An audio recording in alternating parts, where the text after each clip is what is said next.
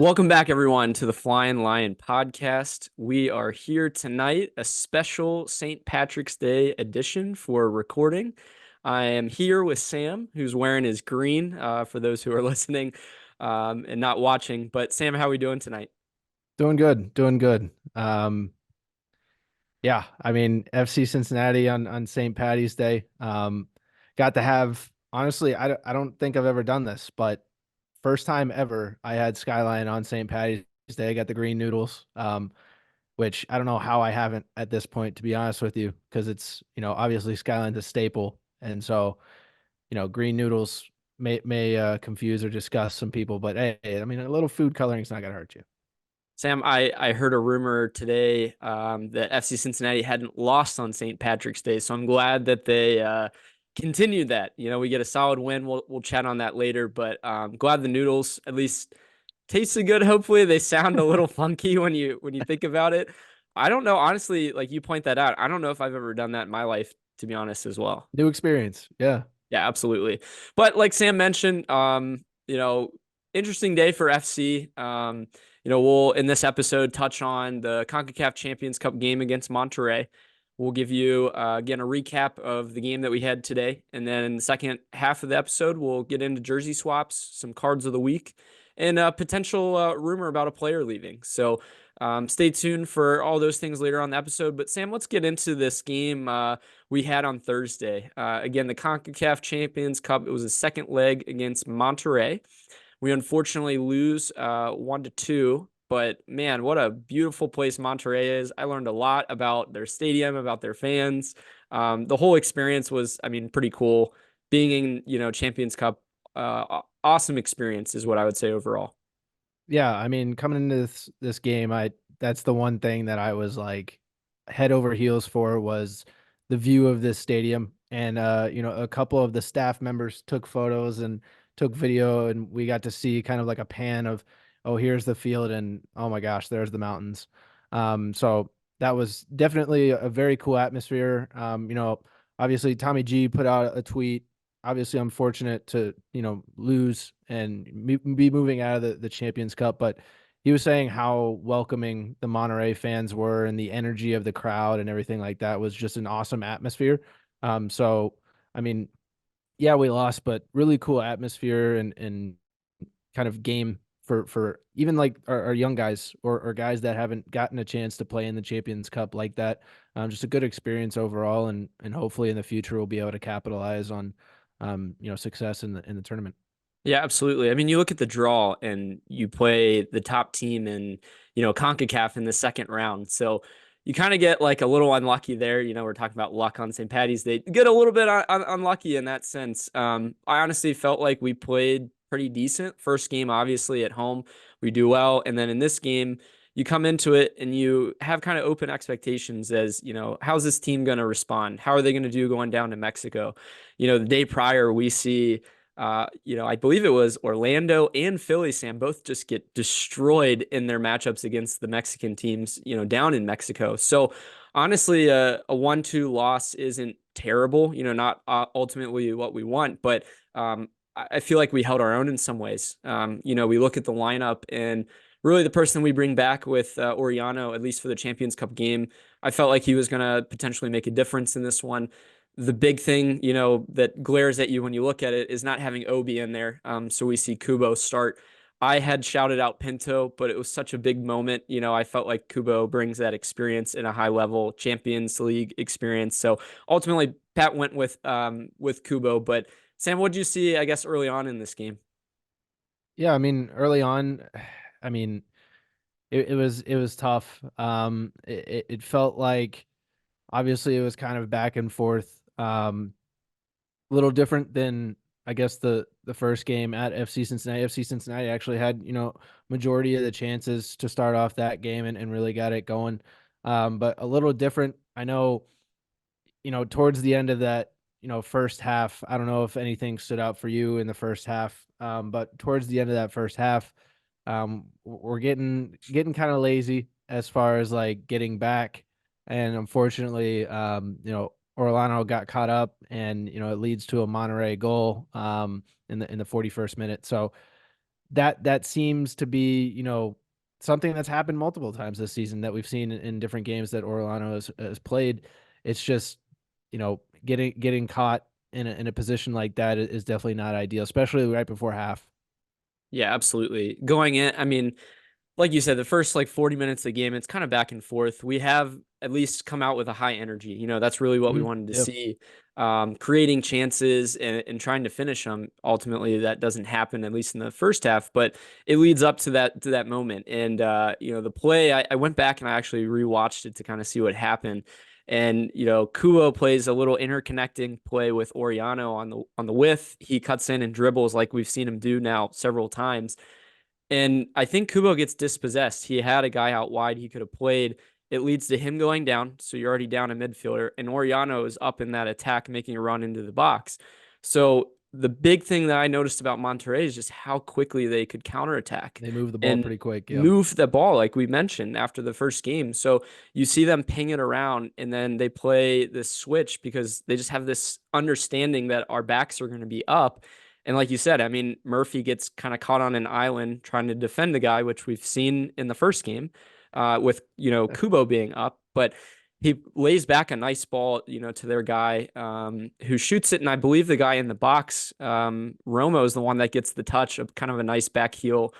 I don't think, the defenders have much of a chance there, or even Salentano with the guy right in front of goal getting another touch on it. Was But it was it Miles? Miles was in front of that. I think Miles yeah, went for the ball and then the guy back heels it, right. redirects it. So like he just missed it, or else his foot would have been there. So it was a good redirection. Yeah, absolutely. And you hear like the crowd erupt. I mean, you can see why they're hosting a game in the World Cup in 2026. I mean, Yeah.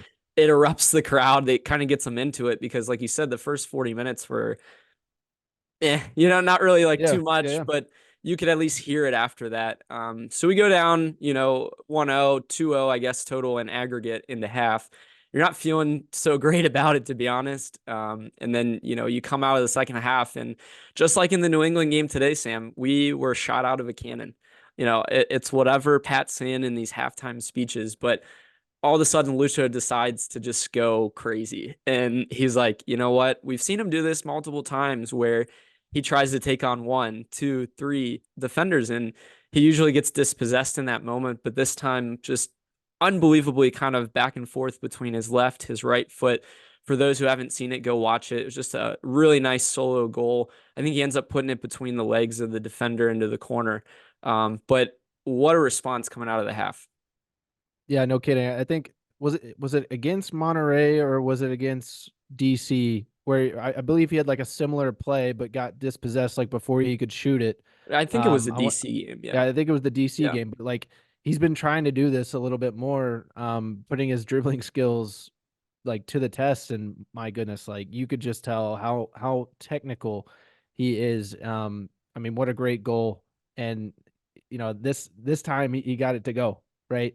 So between the defender's legs, definitely gave us the kind of energy that we need, especially right at a half. Like you Right. said, coming at a half, you're going, man, down 2 on aggregate. We're in Monterey. Like this, I mean, this how is many people said park the bus, put in the young yeah, guys, throw in the towel, and credit to 47th him. minute. Yeah, Yeah, I mean, for leading by example and just showing everyone like I'm the MVP still, I'm the reigning guy and wanting to show. I mean, I'm sure a lot of the fans in Monterrey were like, kind of like trying to applause on the side because yeah, I mean it was a nice goal just if you're a soccer fan. But we kind of build after that. We get a few chances, and Sam disaster strikes twice. There was another moment where the Monterrey center midfielder just pings a ball beautifully out to the winger. I mean, these attacking wingers is how they wanted to exploit us. And credit to them, they did a good job. But Oriano whiffs on this ball and trying to defend it. It leads to just a beautiful pass to Vasquez to tap it in. And Brandon Vasquez scores 2 goals in 2 games against his former team. yeah. Um, the guy's in form. I mean, let's give him credit where credit's due. Can I say real quick that he got snubbed from the U.S. Yeah, for the yeah, roster? I mean, let's be honest. He's in form, like you said. Go with the hot hand if you're Berhalter. I mean, yeah. He's got what else what does he have to do? 8 goals and 9 games in all comps, something like that. Even Absolutely. in the first half of the same game, the Right. first chance of the game was Vasquez, and it was A narrow, header. maybe like 3, 4 feet off the Yeah. post, and it was like, Right. okay, this is the type of game that it's going to be. And he finally got that goal, and he said the commentators were like, he celebrated a little bit more on this one, obviously because he's in Monterrey, and the fans are getting him going, but still kind of like a no celebration, which you got to hats off to him, appreciate the respect there, but don't really appreciate him scoring against us at the same time. Well, his Um, patented like Superman pose makes an appearance and they yeah, pan to the crowd and just so cool, Sam, seeing all of the kids in Monterrey wearing, all the Superman outfits now. yeah, I I did see said it that. the Yeah, last pod, but it was so cool. yeah, there was a couple kids wearing capes to the game that we saw on Twitter. So that Yeah. was, I mean, I you got to root for the guy, right? I mean, former FC guy, Right. he did us dirty. He sent us out of the Champions Cup, but I wouldn't say his second goal is even like, I mean, he puts himself in a good position to yeah, score. yeah, yeah. It's But nothing that, I mean, he's a striker and you want him to do that. And a tap in's a tap in, a goal's a goal for a hot striker in that moment. well, I think both goals, right, that he scored against us weren't anything special. I mean, the first one, Yeah, Celentano probably could have saved. sure. And this one, it's just a tap in, right? So I mean, what are you gonna do? But yeah, moving on though. 4 minutes later, we're 3-1 down aggregate, but it's 70th minute, 71st minute, we're still rolling. We have a chance, and Fox Sports decides to go. I don't think you guys have a chance. So we're gonna cut the stream here, cut the coverage, and we're gonna go to college basketball. I believe it was the Big East tournament at that point. No, it was the Pac-12. Pac-12 tournament. They did Oh, a Utah game. And it was absolutely, I mean, I'll get into this later, but just everyone switches over to this different stream real quick, or hey, let's go check the app real quick. JK, they don't even have it on the Fox Sports app. So more to come on that. But we see shortly after that moment that Aaron Bupenza attempts just an unbelievable bicycle kick that well, we had to figure that out is via off the Twitter. bar. Yeah, I mean, we see the replays of it, and then I finally get over to the stream to actually be able to watch some of it. But I mean, just the audacious, I don't know, attempt to even do that is just, I don't know. I don't know how, I mean, Boop's a big guy, and for him to like get up and do that, Well, he so can do yeah, backflips. So I guess if he can do backflips, he can like him score flicking those. it to himself is Yeah, that's you know true. another thing as well of like having the control to flick it and then go, okay, hey, we're doing a bicycle kick Right. now. That's the only way we're getting a goal. Yeah. That without a doubt would have been goal of the tournament. I mean, obviously we're in March, so I don't want to you know say goal of the year or whatever, but I mean, very, very hard not to say those things. But if it goes in, but watching that clip, not seeing it, being able to watch it live, I felt like seeing that go off the post was the perfect summary of FC Cincinnati versus Monterrey series. Yeah. Like the fact that Epitome of it. this ball just could not go in. Once again, like you started the podcast, just did not have the luck or the finishing capabilities on our side this series. Yeah. I mean, my overall takeaway on this, and we'll just get into it, is like you catch this FC Cincinnati team maybe middle of the year, end of the year, different story, and maybe how this series ends up. The Monterrey 3-1 on aggregate is not kind of the appropriate, score line, No. I would say, in some ways, to how we played. I mean, if you look at all of the chances, but I mean, that's soccer for you. And time again, we just have to put it away when we need it. But even to go down there without, Obi, Oriano in the first game, I mean, it is impressive for the way that we did play against, like we're saying, I mean, just a monster of a team.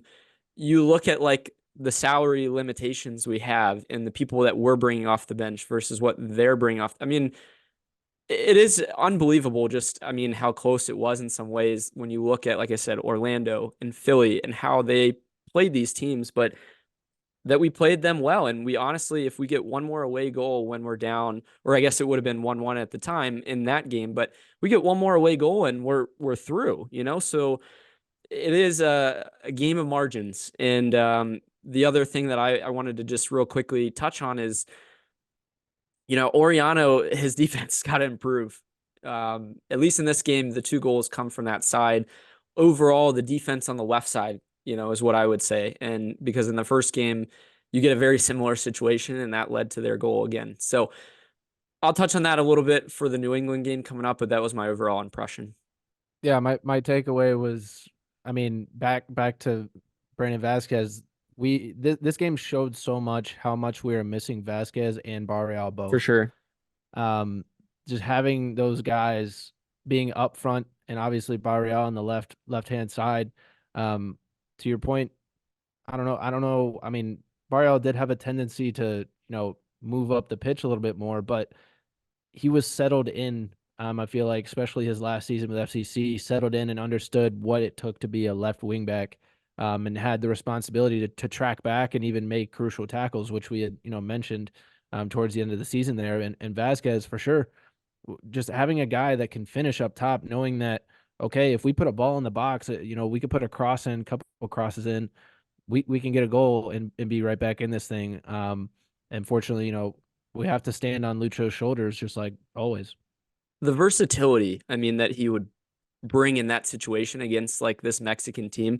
I mean, we don't have like a super physical hold up striker right now, let's be honest. And Yep. when you play a Monterrey team like this, that's what you need. You need bodies to just battle and really just win the ball in those positions to move your team up the field.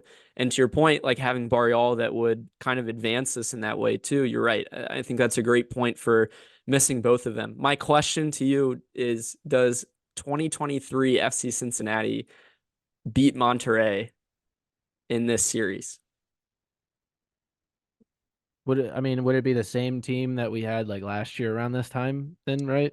I would say, yeah, let's say, we played them, this time, but Yeah. last year. I mean, we started off hot. We were good. Um, sure, why not? I think we finished a couple more chances than we actually did. So, I mean, obviously it doesn't sound too great when you got to go back and go, yeah, well, Right. last year we would have beat them. But I mean, Just curious. I if mean, I just if wonder you're your genuinely thoughts on going to that. ask, if we're going to ponder the question here, I might as well give a genuine answer. I mean, I feel like we could have won that game. Like I said, especially given that the amount of chances that we were given in this game, Right. finishing would have been there. Obviously, nothing with Lucho would have changed, but I mean, defensively, would we have maybe given up more genuine goals? I mean, I don't. I don't I think know. we're more solid in the center back, Yeah. positions than we were, right? But So, Mascara's athleticism against Monterrey would have covered a lot of ground, in my yeah, opinion, out wide too. You had almost better or more solidified wing backs at the time. Were we like fully gelling at that point? I wouldn't say we hit full yeah. gear until May, but I think it would have been interesting. So just Why something not? that I Yeah, was why not? pondering. But as we move on from that game, FC Cincinnati doesn't come back home, Sam. They end up going from Mexico straight to New England for this Sunday game. Their flight gets delayed. They don't get there until it sounds like later on, yesterday or Saturday. So a lot of heavy legs, I'm sure, coming off of, if you think back, loss to Monterrey, tie at home, loss at Monterrey. You're going straight from Mexico to New England. I mean, is it a low moment, for us, and looking at what was going on with Laurel at the same time too, for FC Cincinnati fans, and your team gets taken off of the TV, and you can't even watch them to finish out that game. It was just a depressing low moment, but the way that New England had been playing is kind of honestly a blessing for us.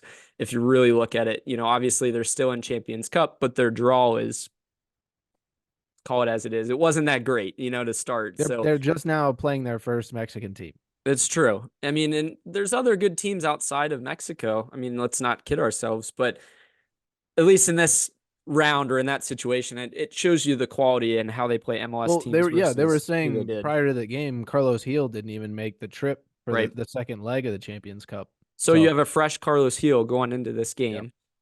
I would say they weren't really rotated in this game. So we look at, how FC Cincinnati lines up. Heavily rotated, Salentano, Yedlin, Robinson, Miazga, Kip Keller, comes back. We have Kubo, Buka, Pinto, Dado, Baird, and Santos. So he kind of deploys, at least when looking at the formation, more of two dueling attacking mids in this situation, which I thought maybe a tactic to kind of create more chances through that midfield. And I think he said that after the game, that was the goal. You see Dado create some of those early on in the first half. Sam, that's kind of what stood out to me, at least from lineup wise, and at least in some of the first half too. Yeah, so Dotto gets his first MLS start, which is really cool as well. Mm-hmm.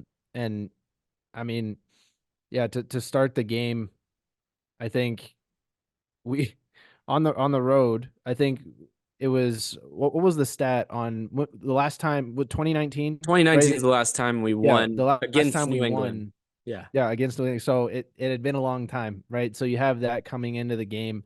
Um, without Obi still, right?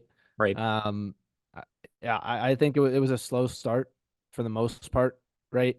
Both sides, to be honest with you. Um, he really carried us, Celentano specifically, carried us with some big saves. He was really standing on his head for most of the game, especially the latter half. But we did have some good chances, I know, to start the game. Um, you could say what you want about him the rest of the game, which we probably will have a little bit more takes. But Santos had a great chance on goal with a volley that just did not go. It was a good save by the keeper. Wish it was a hit a little bit harder, but good save by the keeper nonetheless. Yeah, absolutely. I mean, that's the big moment that stands out to me in that half. You otherwise see kind of a slow game in some ways, the way the ball was being passed around, like slow legs, like it looked like in possession or when we were running at the attacker, the defenders, I should say, for New England. It's like they didn't know what to do, or they were slow on the attack, and it's like, man, everyone's kind of in this sluggish like look right now, and it was not an attractive brand of soccer, especially on turf too. That's the other Oh thing that yeah. we should comment on: traveling, but also going to play on a different surface too. I mean, it's going to play in a different way, and yeah, in the first half you could really see that. You're right. I mean, how many times did like Celentano have to either bail us out or direct something to like, hey, let's clear this out here. But I think the one moment I remember, there was a ball that was played to the back post, and their guy just kind of like half hits the ball into the ground. It hits off the post. So honestly, we get kind of lucky, if Oh, we're we being got so honest about lucky. it. Yeah, Yeah. that's what I said in the match. At least overall in my comments after, I said, I mean, honestly, for St. Patrick's Day, we were kind of lucky. Yeah, I think those chances, some of them were getting a little too close for comfort. And I mean, Celentano made 3 saves in the first half, 3 in the second half. So he was definitely doing the most that he could. But I mean, gosh, I really wish you could tell we had jet lag, right? Yeah, for sure. I think that was a big thing. You and I texted about it. Hey, this team looks slow. And what do they do once again after halftime though? Pat Noonan giving some glory speeches. Man, I want to hear if we it. go on to win, I if we want to go I on to want to hear win the something, speech. if we go on to win a cup, we go on to win Shield, whatever else, like in the MLS, I want to see behind the scenes of these speeches because they've got to be invigorating. Like they've got to be, you got to have a lot. I give him credit. I mean, a lot of people were dogging him on his subs, honestly, in the first part of the season, but he makes the change at half. And is that on Pat? Like, I think some, but I think it's also on Lucho. Like, he's got a banged up ankle right now, and he's telling Pat, like, look, man, I got to Let's play in go. this game. Like, there is a moment for me to shine. And like you said, I mean, we came out and we were shot out of a cannon. I mean, Oriano and him were connecting. They were dribbling up the side. I think we went all down the left side for the first probably 20 minutes of that half. But 45th minute, like right out of the gate, like we said, we create this chance, we score. I mean, we have this play through, I think it was Lucho, honestly, to Oriano, slots it away. We celebrate. At the very end of the celebration is when we find out, like, oh, wait a second. There's an offside, and it's like, well, Lucho played Oriano through, so how is that offside? And you go back to look at the video, and I'm honestly still like, it was a fairly close chance. Did they ever review that? I know people did, slow-mos and they did still shots of it, but when Celentano actually kicks the ball, I think Santos is fairly close. Yeah, I don't know how much review went into it. Yeah. Obviously, they didn't do any VAR or anything like that, so all had to be through the headset, I'm sure. Um, but yeah, I mean, come on, seeing a goal like that, especially after you begin the celebration after Orlando was like, oh my God, like that would have been his first MLS goal, right? Yeah. So I mean, that's a huge accomplishment for him, and unfortunately taken away. When he's got his first opportunity. I tweeted it out like literally at half. I said, we need an injection of energy in this team. And Oriano was that youthfulness that just came and created that chance. So, shortly after that, though, Sam, I mean, ball don't lie. We get a corner, and I'm going to start it out here. I'm just going to say, Lucho, I'm sorry. I'm so sorry that I dogged you about your free kicks and your corners, because you put in a great ball on this corner and make the keeper go after it. You get our guys going to battle for a header. It leaves Kubo open on the back post, who heads it in. The keeper gets a paw on it, but the ball is clearly across the line. Yeah, this was, I mean, great awareness by Kubo. You could see him if you track him on the backside, literally just unmanned, unmarked, and I mean, great, like good goal, Yeah. way to get the goal. Awful header for the amount of goal he had Hey, to score the goal. doesn't matter. It went You in. got It doesn't something on matter. it and it went in. But my goodness, like, Doesn't matter. You could what? put your you could put your thigh on it. You could Hey, put your hey, butt on it. real I quick. don't care. It's Worst, in the net. which goal had a worse finish? That one or Isaiah Foster's? Oh, I saw Isaiah's from that side. I would say probably Isaiah's, to be honest, just because of how much open goal, and it was on his strong foot. You got to give Kubo the benefit of the doubt. It was a header. Maybe the man bun affected the header. Maybe like man bun, like if he hits it with the back of his head, maybe it generates more Maybe. power. Like maybe like use it as like a spring. I don't know, man. But in the end, like, it goes in. And I'm not gonna lie, I held my breath for 2 minutes after that, because I'm You like, had they're no gonna idea take what it was away. going on. Yeah. They're gonna take it away from us again. Like, we just had one taken away. They're gonna take it away again. And luckily, they're like, you know what? We screwed you once. We'll give you this one. But So that was actually Acosta's 8 career assists oh against the wow, New England Revolution. That's actually his most assists that he has against any other club. wow. I think going back to like DC days, he's probably had a few as well. Yeah. But that's interesting. Good stat there, Sam. Yeah, I mean, like I said, I dogged him about that. What, 2 minutes later, we get a we get a free kick outside the box that Santos is going to hold up the ball. He gets shoved over. And New England doesn't put a body underneath the wall. Like, you see so many teams now in world soccer, they have somebody laying down on the ground.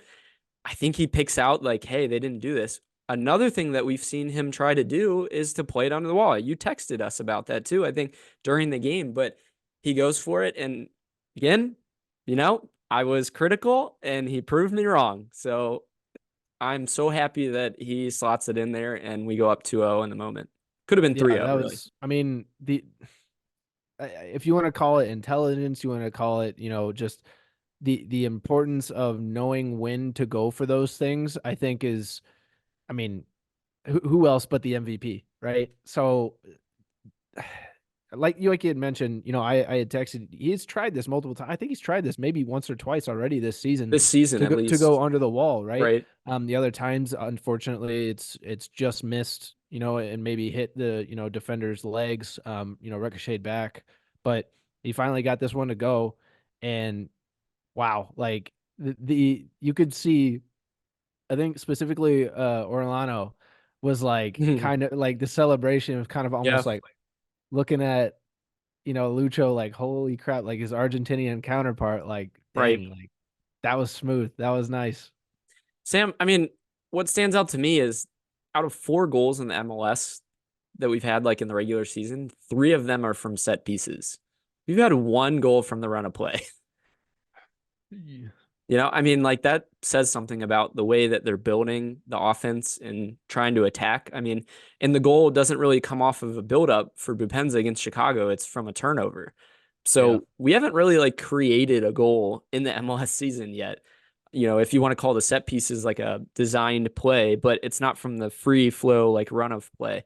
Yeah. I just found that kind of interesting. But shortly after that, I mean, we're riding high again. And how many times does FC Cincinnati do this in the past? But I felt like last year we did a decent job at Yeah. keeping leads, a lot better than the year before.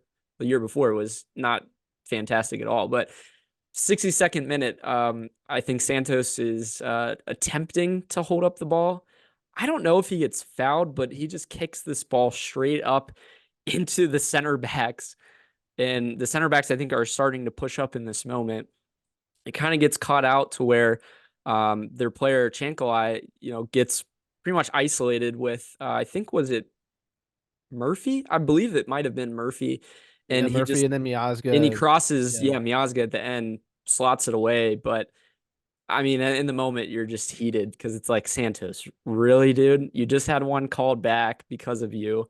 You didn't finish one earlier on in the game. I think prior to him giving this one up to, he goes one-on-one with the keeper and hits it right at the guy too. So, I mean, come on, dude, you got to do better. And maybe again, if you go back and look at it, maybe he does get fouled, but yeah, I don't know, man. At that point, I was like, all right, get this guy off the field. We Regardless, need yeah, somebody different. regardless if you got fouled or not, don't just kick it back in your own end. I Right, mean, right. play until the whistle. Like, I mean, once again, is that just the day and age of soccer that we live in right now? Is just this over exaggeratedness of, oh well, I got fouled. I feel like I got fouled, so I'm gonna, hit the deck, and wherever the Right. ball goes, the ball goes. Sure. Um, I can tell you right now, any coach anywhere, any trainer will tell you that's just not how you play soccer. But yeah, very very unfortunate. And then after that, the momentum definitely swung a Oh, it lot. swung a Yeah, ton. the Revs then just they brought it full force at us. I didn't realize that Nacho Gil was Carlos Gil's brother. Like they bring him on, and I was like, that looks just like Carlos Gil. Nacho. And it was Nacho, yeah. But I mean, to your point, they just created a ton of chances. And Yeah. I saw a comment online. Someone had mentioned, is this Pat's thing? Like after we get leads, do we just kind of like bunker in? I feel like at least in this game, I'm going to give him the benefit of the doubt. It was tired legs. We had a rotated squad in some ways.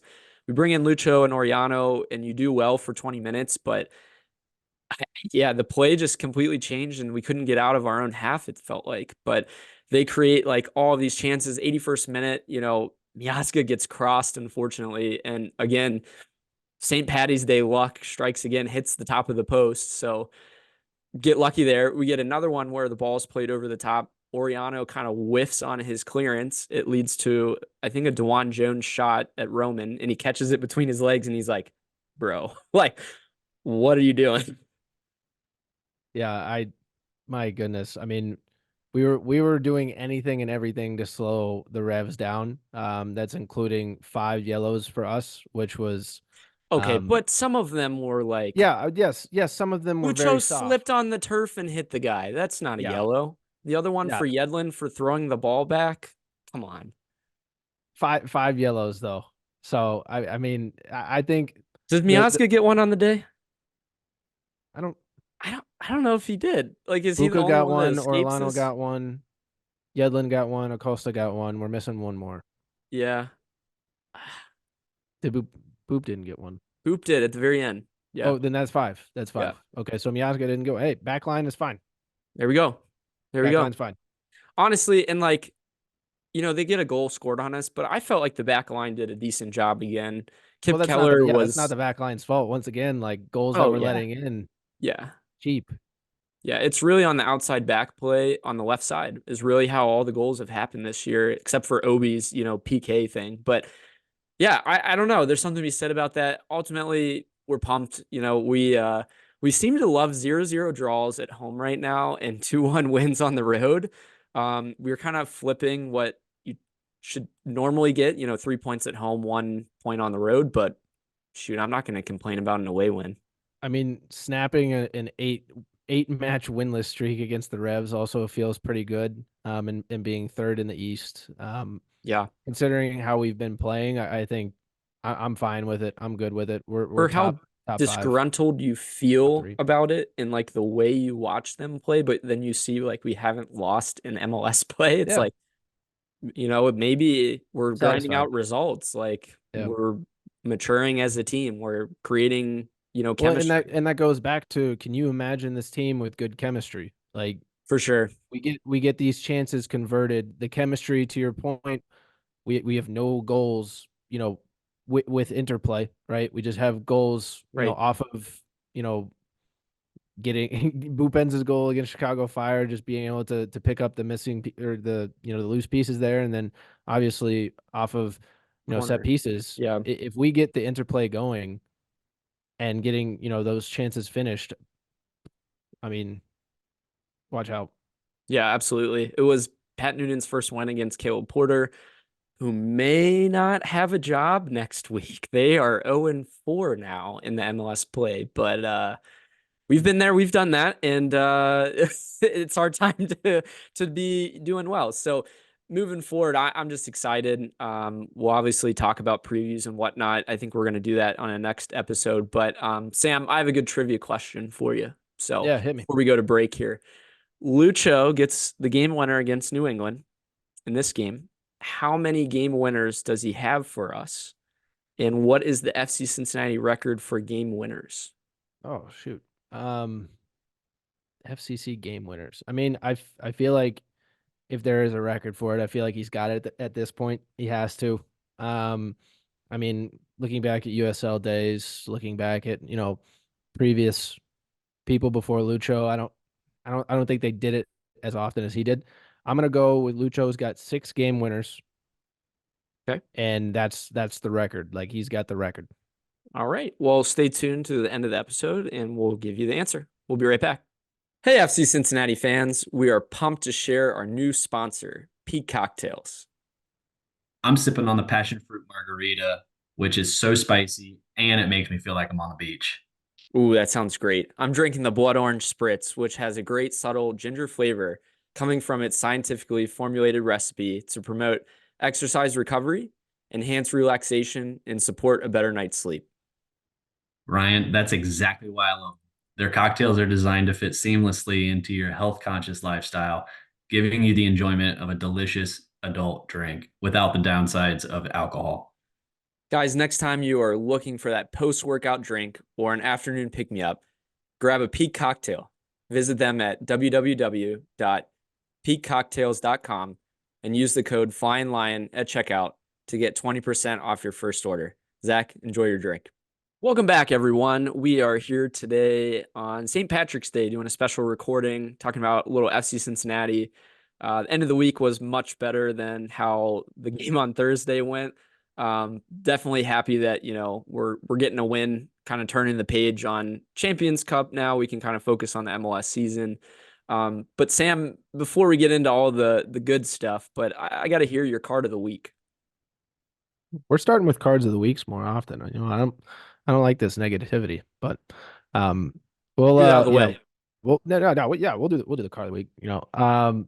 My card of the week is going back to pretty much what we talked about throughout the episode. At least I did. And that's just the lack of striker production. Missing Vasquez. The production that Santos has given us, the production that Corey Baird has not given us. I mean, Bupenza has been the bright spot, right? When he has started, when he has, come on, he's been a bright spot, which is awesome. His link up play with Lucho has been pretty good. Could it be better? Yeah, but we just need more production from the strikers, and it's got to be addressed hopefully in the summer. We'll touch on that a little bit more in the coming episodes, but striker production has to be there, and it's the only thing that we're kind of missing besides, the left wing back defense. Yeah, I mean, great point, especially if we're not getting as much production from your wingbacks. We saw Barrial contributed so much in goal creating chances and even scoring on his own last year, but the strikers have to be able to put the ball in the back of the net.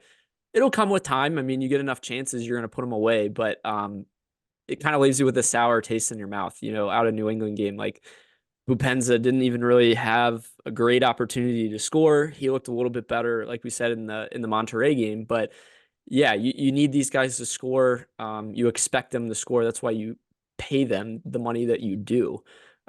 Being a former striker myself, I get it though. You go through runs of games where no matter what you do, Sam, you just can't get that ball in the net. Like you and the ball just need to have a better relationship and turn the page. Maybe, I don't know. I'm not No, sure what yeah, it is, I but definitely think out of everybody on the FC squad, Corey Baird and Bear deserves one. Yeah, and the new MLS match day ball needs to take it out on a date, go to the for movies. sure. No, definitely just make sure that it's a priority. Hey, I want to let you know that I kick you a lot, but like I Or like you and you should like me too. So we should figure something out to where you hit the back of the net instead of posts or, the fans in the crowd. I think they should do that or ask Lucho, like, what's the secret? Yeah. What's the secret sauce or something? Yeah, he's got secret stuff. It's like Jordan's secret stuff. Exactly. Just easy. Yeah, I agree. Card of the week. What you got? All right, card of the week, as we mentioned a little bit earlier, we kind of sneaked it a little bit, but Fox Sports, come on. You guys can't cut the game out in the 71st minute. Like, it's 3-1 aggregate. If we get 2 more goals, we win this whole thing. And Bupenza is that close for making it a 1-goal game. Why are you guys changing this? I mean, ridiculous. There was no explanation. There was no, sorry, this was a mistake. It was, we just don't care. Sorry, your team is losing, and that's how it's going to be. Honestly, like, I'm going to give it a yellow, but it should be a red. It should be a red, and it's ridiculous. And honestly, that's why Fox Sports lost their coverage of the MLS, because they don't care enough about them. And Apple TV took it over because they're trying to show it on a global stage. And Fox Sports says, you know what? Screw it. We're not going to cover this for the rest of the game. I was upset. I was livid. I think everyone was livid. It was just like so unexpected. There were storms outside, and this was a good distraction from what was going on. Tornadoes, yeah. Yeah, and then everyone's like, wow, there's actually a storm outside again. You know what I mean? Like we were so caught in the moment, and then it just cut to basketball all of a sudden. Do you think Boop scores that second? Do you think they turn it back on, or what do you think happens? Shoot, they would be in some sort of PR nightmare at that point or something. Oh, absolutely. Especially if they tie it up on aggregate too. Fox Sports is on a lot of FC Cincinnati fans' bad list right now. Let's just say that. Deservedly so. Yeah. But the second part of my card is just the continuation of the Laurel Fairler situation. And again, just showing our support for her and what's going on. And again, hope that there's a resolution. We're coming to hopefully the end of the 2-week period where she can now finally, cover the team again. But yeah, I mean, coming out right before the game on Thursday with the FC Cincinnati statement on things.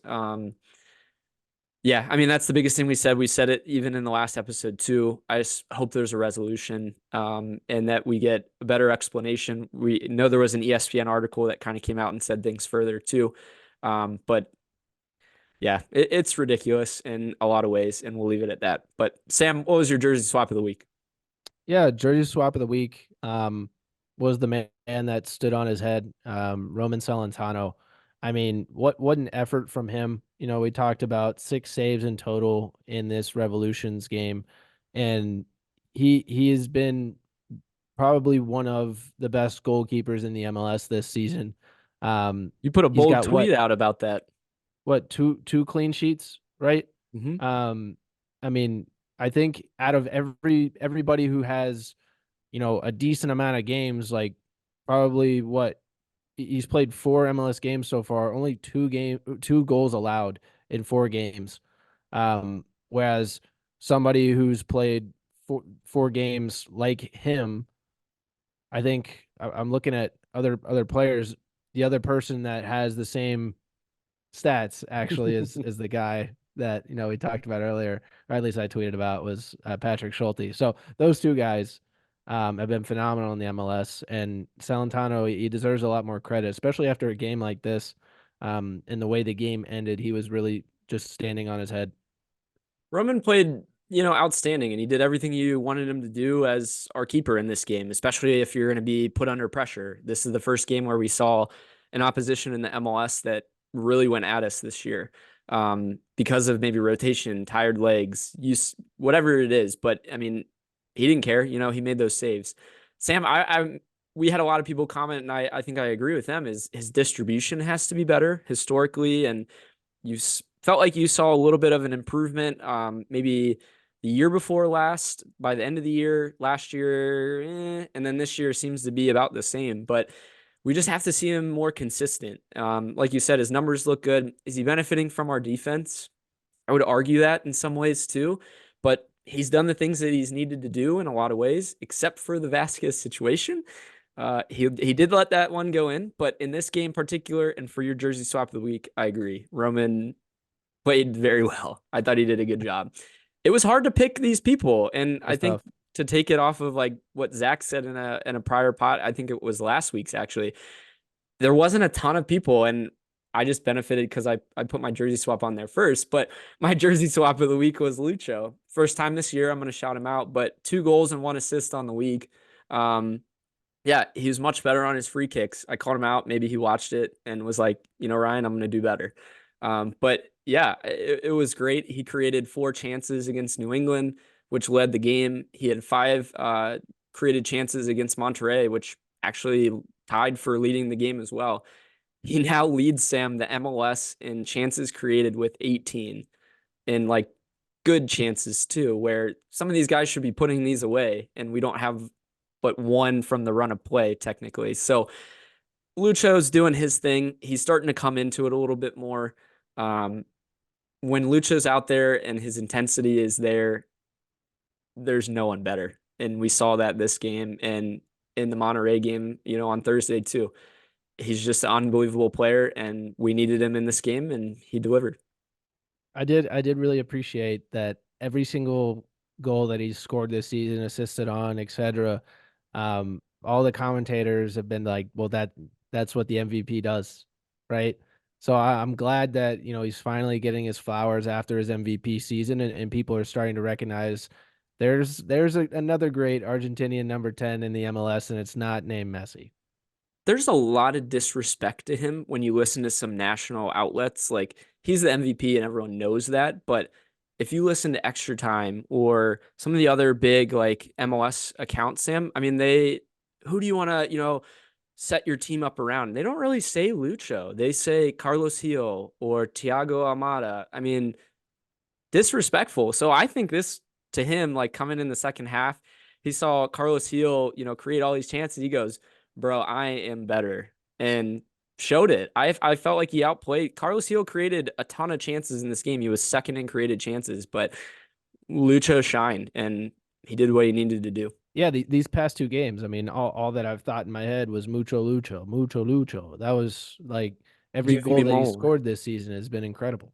Yeah, and he's had a couple assists now too. So in doing it in a lot of different ways, like we've seen him, I would imagine he could be up into like 5 or 6 assists and goals if they scored on it. In the MLS right now, he's actually first in key passes. So yeah. I believe second person would be Carlos Gil. I believe when I looked today, Carlos Gil had 15, Lucho has 18, right? So how crucial is Lucho for his team? He's that crucial that he's putting together 18 key passes, leading to goals, etc. Assists that could be, in the stat itself. But yeah, he's a remarkable player.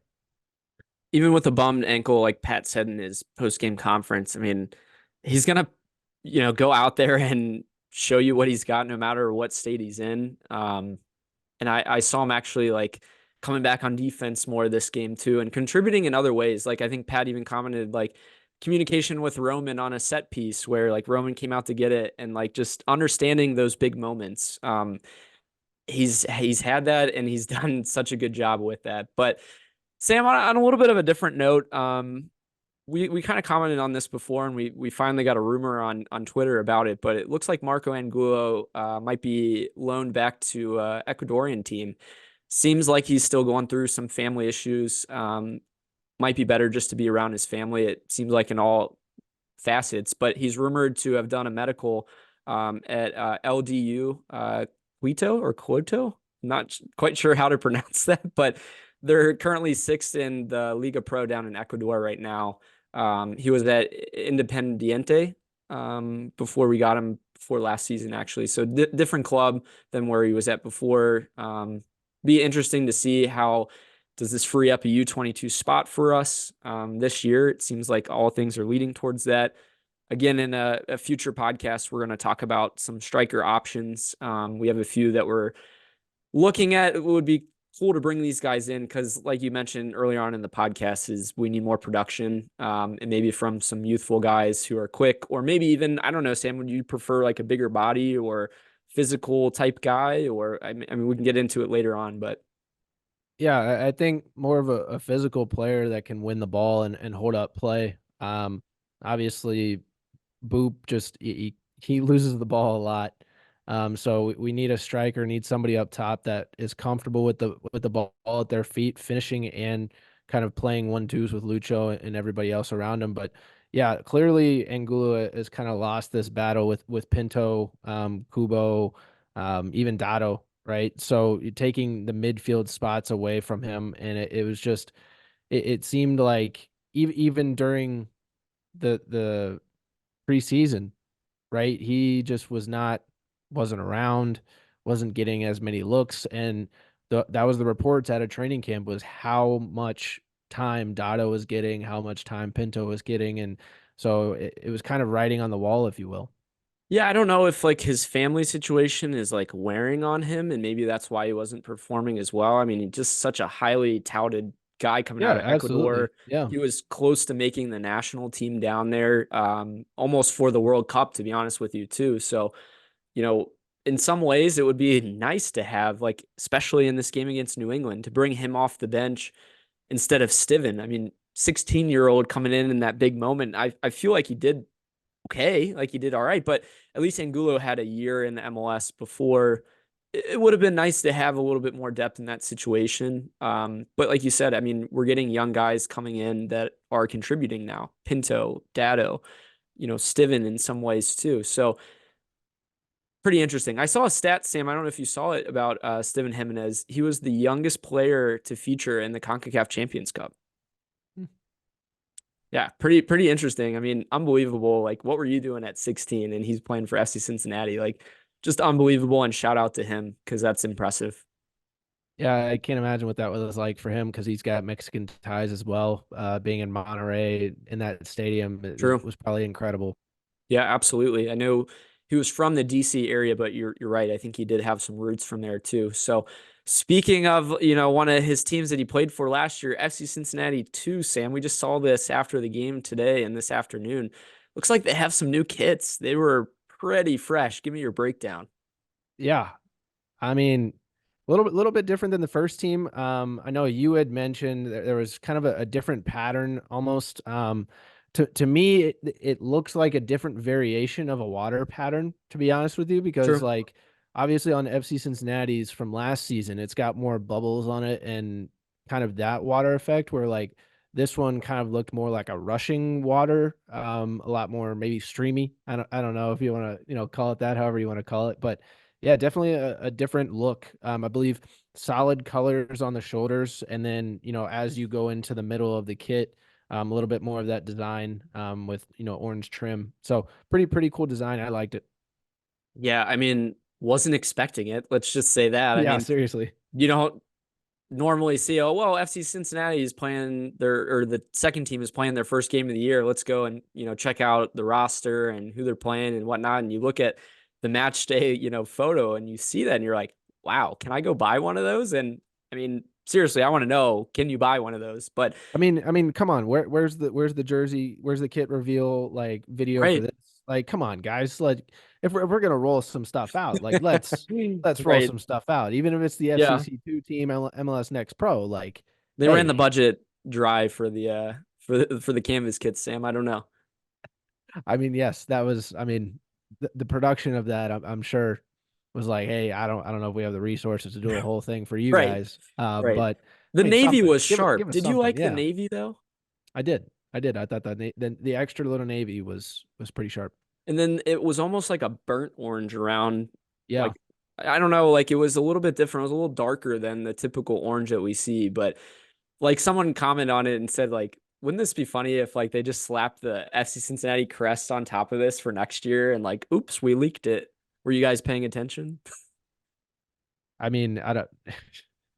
that would be interesting if that was the case. It was like, oh, actually, they weren't supposed to wear those, but those were supposed to be for next year. I found these extra jerseys in the closet, and I thought this would be great for the first home opener at Right. for our FCC2 team Right. Yeah, I mean, shout out to them. They played their first game today. at I guess NKU. at NKU. Technically, they lost in a shootout, but I think the rules in 1-1. Yeah. yeah, they call it a draw, so they get a point. I'm really hoping this year that they build on their team. Last year, they didn't have a ton of results. Sounds like they brought in a little bit more experienced players. Honestly, some pretty decent guys from different next pro teams. So Yeah. hopefully we can see, in their new home, I guess, or formalized home, the remodeling NKU stadium and everything. They're going to have like a fantastic facility. Highly encourage, all FCC fans to go and see the future of what we have. Yeah. I Go mean, support for sure. Pinto, Dado played last year. Steven played last. I mean, and now they're the first team, and they're starting to break through. Halsey, even I think at one point too. I So believe I it'll be believe interesting. Eghedo and Foster got starts too, so they've had minutes with the first team True. this year. Yeah, good call, good shout out on that. I think they played the Champions Cup game. Yeah. Yeah. Sam, and I brought up Halsey. We didn't really hear his name called in either game, and I was a little bit surprised. I actually called for him to come in. I saw Corey Baird was exhausted in New England game. I would have wanted another defensive piece, and I was calling for Halsey to come in. I really wanted his energy because he didn't play against Monterrey. Like, bring this guy in. He's an energizer bunny. Yeah, I don't know what it is. He comes on in stints, right? So he'll Mhm. have 2 or 3 games, and it'll be like, hey, he's the guy. He's the go-to guy for us off the bench. And then other games like this where you might need a little bit more energy. You need to turn the tide a little bit, and Pat's going with a guy like Steven Jimenez, like you had said. You had you had replied on your own tweet. You're like, well, I guess we'll go with Steven. That's fine. I mean, I'm not coach, but if I were coach, bring in Halsey and put Oriano up higher and let him go and run and use his young legs, and then at least have Halsey, who's played left back before, come in that moment. I mean, on the other side where Halsey played against Chicago, though, shout out to DeAndre Yedlin. Let's be honest, the dude's played unbelievably well and stepped in a big way. I think I saw he's played more minutes than any other player. I mean, besides Roman, I think early on in this season, he played all the games for Inter Miami, and then he comes in and just plays right away, starts right away. And you really didn't have to say his name a ton, and especially the New England game, but I felt like DeAndre's doing a pretty solid job so far. Yeah, I mean, most of the time, I mean, if you don't really name certain guys, right, if they do good or bad, I mean, he's consistent, right? And that's Right. exactly what we need out of a position like that is consistency. Yeah, absolutely. Sam, before we go here, we wanted to just, again, special announcement on this. We're doing this, episode tonight on Patty's Day. We normally do one a week in terms of episodes. We're going to have 2 coming to you guys this week. We have a special guest that's going to air likely sometime this week that we did a nice interview with. And then we're going to do a match day preview. We'll have more of a dedicated preview for the NYCFC game. So very excited about that one. So everyone stay tuned. Sam, you ready for the trivia question and answer before we go? Yeah, hit me. All right. So again, Lucho gets the game winner in the New England game. How many game winners does he have for us? And what is the FC Cincinnati record for game winners? Sam went with 5, 6, and said that he was the leader. Mhm. Very interesting on this one. So Lucho's actually had 5 game winners. And the top person is a tie between Alvaro Barrial and Brandon Vasquez with 9. Holy crap. And Brenner has 6. So Lucho's actually 4th right Wow. now for game winners. So I thought that was fascinating. What did you say earlier on in the episode? What we missed, dude, from Both the of game? them. from Yeah. CONCACAF Champions Cup. You literally said Barrial and Vasquez in a piece they had 9 goals as game winners, which is the most in our history. So I mean, I had the trivia answer right in the palm of my hand, and I didn't take it. I didn't want to like suggest that to you and make it too easy. I mean, you're only one off from the amount, but yeah, it was just fascinating. Arias and Alan Cruz, Nick Hagelin, Wobodo, those guys are actually all right behind Lucho for game winners as well. It's just crazy, actually. I don't know. I didn't know That's Vasquez pretty and funny. Barrial had that many like game, especially Barrial. Honestly, game winners. I can feel Barrial having those game winners. Yeah. Right, or having like a late winner, but yeah, Vasquez is surprising as well. Yeah, absolutely. But again, we're happy, the way that this week ended. We're maybe a little bit lucky, like we said, being Patty's Day and all, but Third in the MLS, we'll go. Third in MLS, undefeated in MLS right now. We build on, and we'll see you guys again for a special episode later on this week.